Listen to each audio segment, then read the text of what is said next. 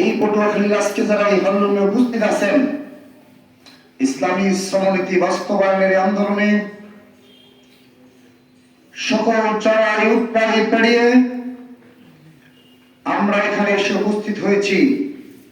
সম্মানিত উপস্থিতি, আপনারা যদি সিদ্ধান্ত নিতে পারি, আমরা সবাই, আমরা যাদের উপর দায়িত্ব এসেছে, আমরা যারা দায়িত্ব দিয়েছি, আমরা হাত তুলে যারা দায়িত্ব দিয়েছি আর যাদের উপর দায়িত্ব এসেছে, আমরা যদি ঐক্যবদ্ধ ভাবে আজকে যদি এই সম্মেলনে সিদ্ধান্ত নিতে পারি, পটুয়াখালীর 10 লক্ষ শ্রমিকের মাঝে আমরা ইসলামী শ্রমনীতির যে দাওয়াত, এই দাওয়াত আমরা পৌঁছে দেবো ইনশাআল্লাহ। এই সিদ্ধান্ত আমরা যদি নিতে পারি, তাহলে আগামী এই 2025 সাল আসছে আমাদের মাঝে, এই 25-26 সাল আমাদের এই যারা উপস্থিত, হলরুমে উপস্থিত, এদের দ্বারাই সম্ভব এই 10 লক্ষ শ্রমিকদের মাঝে এই দাওয়াত পৌঁছে দেওয়া।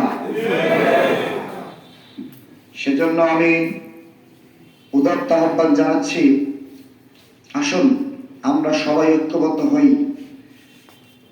পিছনের জালেম শাহী আমাদেরকে আলাদা আলাদা করে রাখার জন্য যে পরিকল্পনা, চক্রান্ত, ষড়যন্ত্র করেছিল,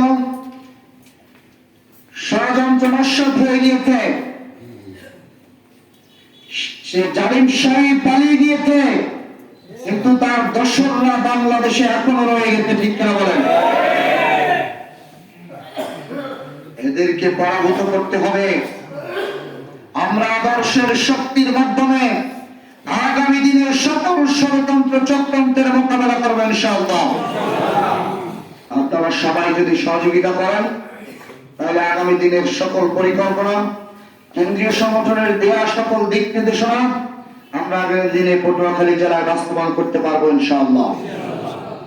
আগামী যে দ্বিবার্ষিক সম্মেলন, আগামীর যে ধরনের কর্মসূচি জেলায় দেওয়া হবে, এরকমের ছোট্ট হলরুমের মধ্যে হবে না। আগামী দিনে আমরা বড় খোলা মাঠে হাজার হাজার শ্রমিকদের নিয়ে ইনশাআল্লাহ সম্মেলন করব।